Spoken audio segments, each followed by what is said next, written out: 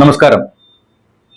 നാട്ടിൽ നടക്കുന്ന ഒരു വിഷയം നിങ്ങളുമായിട്ട് പങ്കുവെക്കുന്നതിന് വേണ്ടിയാണ് ഈ വീഡിയോയുടെ പോസ്റ്റ് ചെയ്യുന്നത്. എൻ്റെ പേര് ഷാൻഡി ജോസഫ് തട്ടകത്ത്. നമ്മുടെ നാട്ടിലെ ഈ റോഡെല്ലാം ടാർ ചെയ്യുന്നത് നമ്മൾ കാണുന്നുണ്ട്. പ്രത്യേകിച്ച് BMBC നിലവാരത്തിൽ റോഡ് ടാർ ചെയ്യുമ്പോൾ അതിന് മുന്നോടിയായിട്ട് നിലവിലെ റോഡ് ഹൈ പ്രഷർ എയർ ഉപയോഗിച്ച് ക്ലീൻ ചെയ്യുന്നത് നമ്മൾ കാണുന്നുണ്ട്. അതെല്ലാ നാട്ടിലും നമ്മൾ എവിടെയായാലും സംസ്ഥാനത്ത് പല ഭാഗത്തും കണ്ടുകൊണ്ടിരിക്കുന്നതാണ്. ഹൈ പ്രഷറിൽ എയർ അടിച്ചിട്ട് റോഡ് ക്ലീൻ ചെയ്യുന്നു. റോഡിലെ സകല പൊടിപടലങ്ങളും സൈഡിലോട്ട് അടിച്ചു മാറ്റിയിട്ടാണ് ഇവര് ഈ റോഡ് ടാറിങ് ആരംഭിക്കുന്നത്. കടകളിലോട്ടായാലും യാത്രക്കാരുടെ മുഖത്തും എല്ലാം പൊടിപടലങ്ങളാണ് പടർത്തുന്നത്. ഈ പൊടിപടലം എന്ന് പറയുമ്പോൾ അത് മാലിന്യമാണ്. നമ്മുടെ സംസ്ഥാനം മാലിന്യമുക്ത കേരളമായിട്ടെല്ലാം പ്രഖ്യാപിച്ചിരിക്കുകയാണ്. പക്ഷെ ഈ റോഡ് ടാർ ചെയ്യുമ്പോൾ ഇതേപോലെ പൊടി അടിച്ച് ഹൈ പ്രഷറിലാണ് എയർ അടിക്കുന്നത്.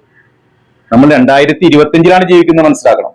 ശരിക്കും ഈ പൊടിയെല്ലാം വാക്വം ചെയ്തെടുക്കാനുള്ള മെത്തേഡുകൾ, സിമ്പിൾ മെത്തേഡുകൾ ഉണ്ട്.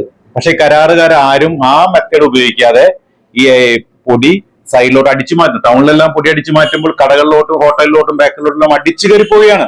യാത്ര ചെയ്യുന്ന ആളുകളുടെ മുഖത്തും എല്ലാം പൊടി. ആർക്കും ഒരു പരാതിയില്ല എന്നുള്ളതാണ് ഏറ്റവും സങ്കടകരമായ കാര്യം.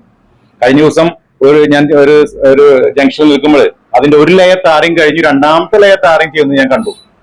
രണ്ടാമത്തെ ലെയർ ആയതുകൊണ്ട് മാത്രം പൊടി അല്പം കുറവുണ്ട്. അപ്പോഴും ഹൈ പ്രഷറിൽ എയർ അടിക്കുന്നുണ്ട്. പൊതുമരാമത്ത് ഉദ്യോഗസ്ഥർ, ജനപ്രതിനിധികൾ എല്ലാം ഇത് നോക്കി ഇന്ന് കണ്ടുകൊണ്ടിരിക്കുകയാണ്.